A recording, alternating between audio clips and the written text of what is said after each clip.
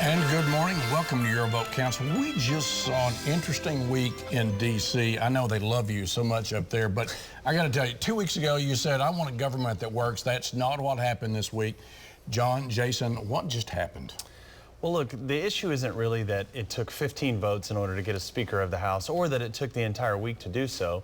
The real issue is that the Speaker of the House had to make so many concessions amongst just 20 members of his own party in order to become Speaker. This is the kind of broken part of politics that we've been talking about on this show.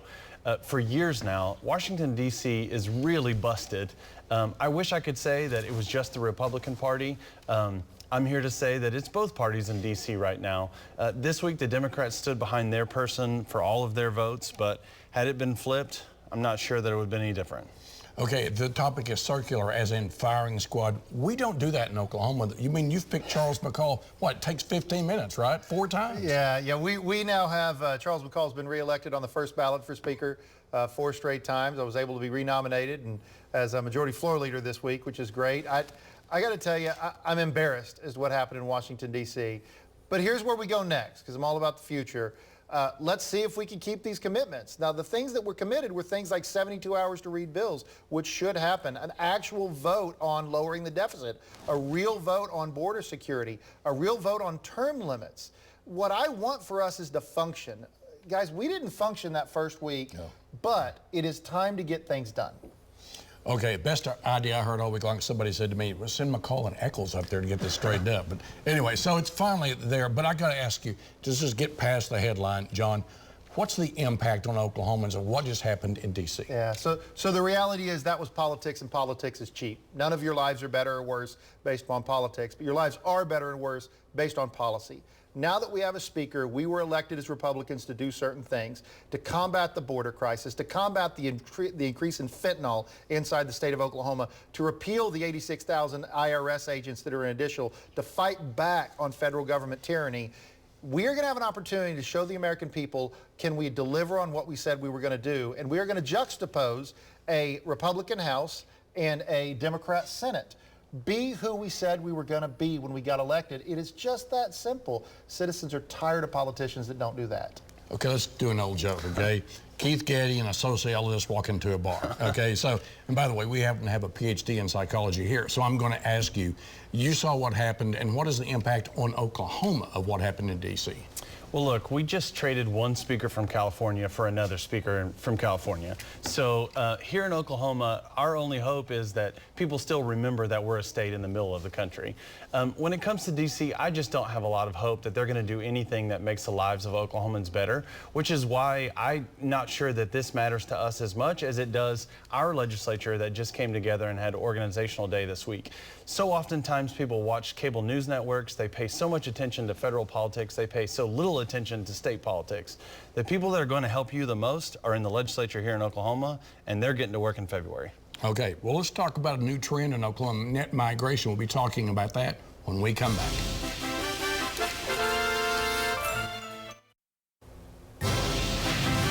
And welcome back. I'll start with the leader on this question. We hear a lot of talk from media about immigration and the controversy there, but there was a poll or some data this week released about net migration to Oklahoma.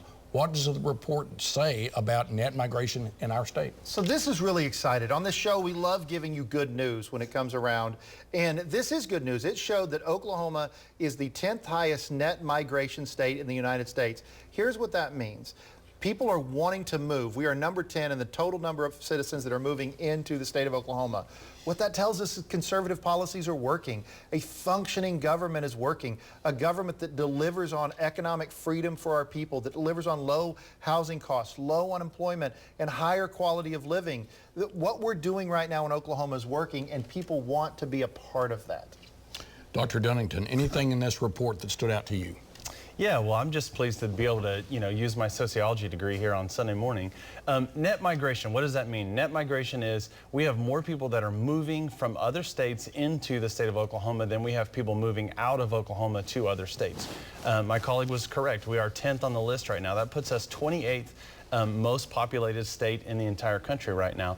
This is a great thing for the state of Oklahoma. We'll find out later this week where those people are coming in the state of Oklahoma, but a big part of that movement is into Oklahoma City Metro. I think a lot of that's due to our mayor here, Mayor Holt, and there's some really great things happening. Okay, so let's take a deep dive for just a second on this one. For people that are watching this, when they hear this news, how does it impact them? Well, this impacts them because this has to do with how people are looking at our state in comparison to their own state. When people have the opportunity to move. So we've done a lot in economic development. We've done a lot in trying to create new jobs. That's a big part of what the legislature is going to work on this upcoming session, is getting people into that workforce. But having folks move here, already having a good impression of what our state is a good thing. I'm raising 2 children here. I think it's a wonderful place to live.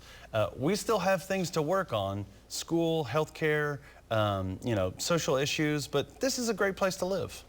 Okay, you've been working on workforce development for a long time. Before you were majority leader, this was before electricity, it was a much different state. Does this report say something to the folks out there that, hey, we've really turned the corner?